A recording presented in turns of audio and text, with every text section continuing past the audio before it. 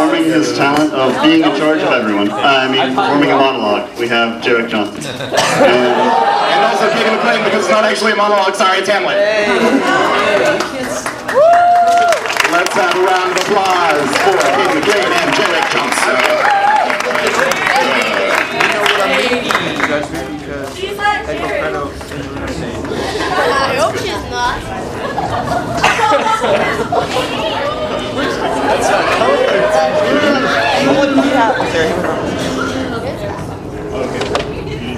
Oh, hey, Jerick!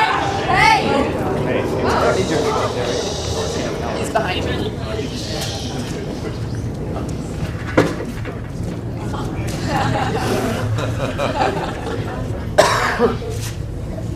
To be or not to be? That's the question. Whether 'tis nobler in the mind to suffer the pains, the slings and arrows of outrageous fortune, or to take action against a sea of storm, a sea of troubles, and by opposing in them, to die, to sleep no more. And by a sleep, to say we end the heartaches and the thousand natural shocks that flesh is heir to, 'tis a consummation devoutly to be wished. To die, to sleep, to sleep, perchance to dream. Aye, there's the root. For in that sleep of death, what dreams may come, when we have shuffled off these mortal coils, must give us pause. There's a respect that makes calamity of so long life. For who would bear the whips and scorns of time, the opposer's wrong, the proud man's contumely, the insolence of office, and the spurns that patient merit of the unworthy takes, and he himself makes might, quietus makes, but a bare bodkin.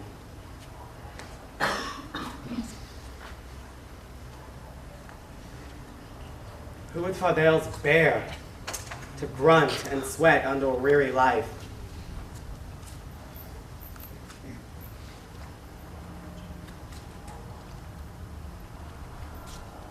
But that something, that dread of something after death, the undiscovered country, from whose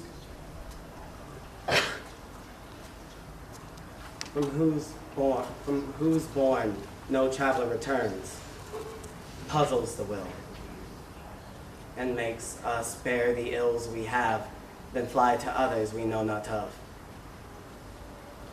Thus, conscience makes cowards of us all, and thus, the hue of resolution is sicklied over with a pale cast of thought.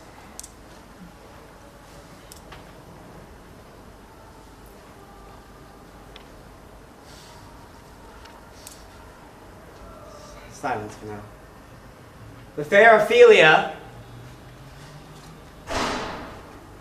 nymphs in thy sins, be all my sins remembered. Good, my lord. And how does your honor for this many a day? I humbly thank you. Well.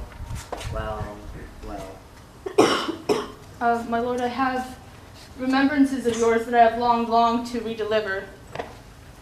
I pray you now receive them. No, not I. I never gave you aught. My honored lord, you know right well you did. And with those words, with so sweet breath composed as made these things more rich. Their perfume lost, take them again. For to the noble mind, rich gifts wax poor when the giver proves unkind. Are you honest? My lord, Are you fair? what means your lordship? That if you be honest and fair, your honesty should admit no discourse to your beauty. Beauty, my lord, have better commerce than with honesty? Aye, truly. For the power of beauty will sooner transform honesty for what it is to a bawd. Then the force of honesty can translate beauty into his likeness. This is some kind of paradox, but now time gives it proof. I did love you once.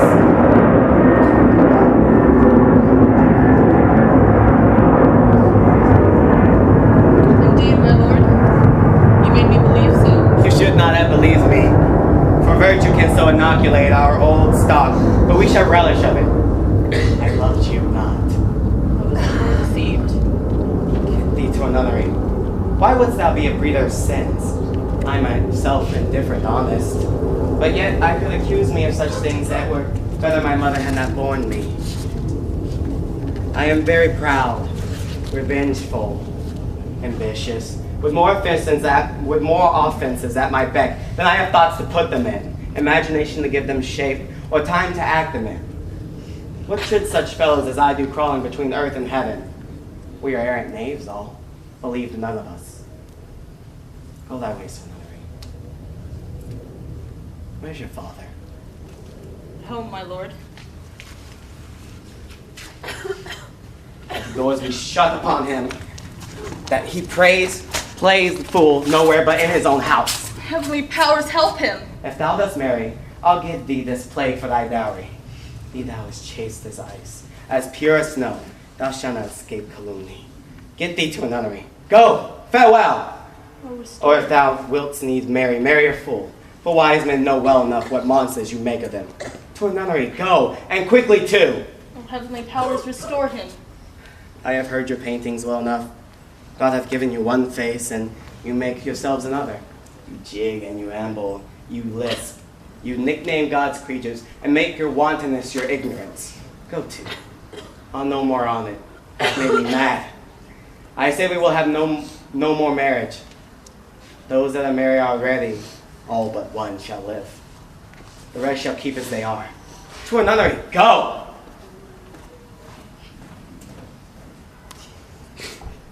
What a noble mind is here overthrown.